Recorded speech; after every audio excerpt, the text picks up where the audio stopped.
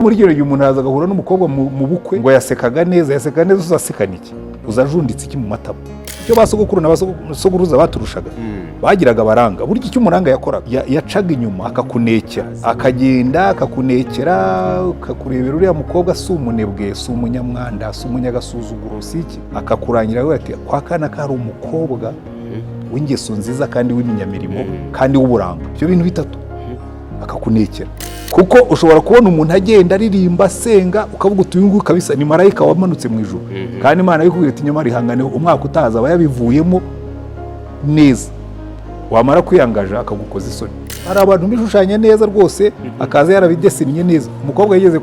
kuza umuhungu araza aramubwira ati rwose numva naragukunze n'iki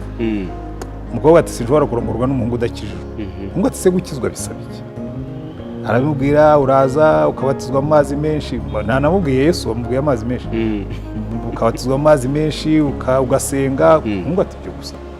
araje rwose arasenza aranize abatizwa amazi menshi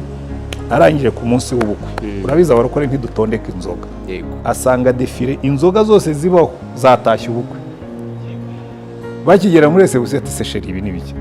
ati ubwo iwanyu bwararangiye ubu n'ubwo iwacu ati kandi ubimenyere niba ushaka kudivorusa uyu ni wo munsi aramutwara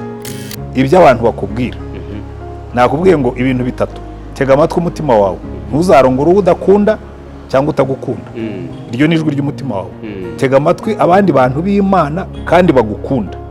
kandi bazi uwo muntu basenga Imana kuko ushobora guha icyifuzo bamwiritse uriya muntu uko mumuzi yamviramo umugabo cyangwa icya gatatu tega Imana amatwi kuko Imana ishobora kubwira biriya bakubwiye n'ibyo wibwira sibyo kuriya muntu azakuberaho ibyo ikibazo rero nuko iyo bivuga gutya biroroshye kubivuga n'undi mwitozo kubikora ariko uzabikora bizamuye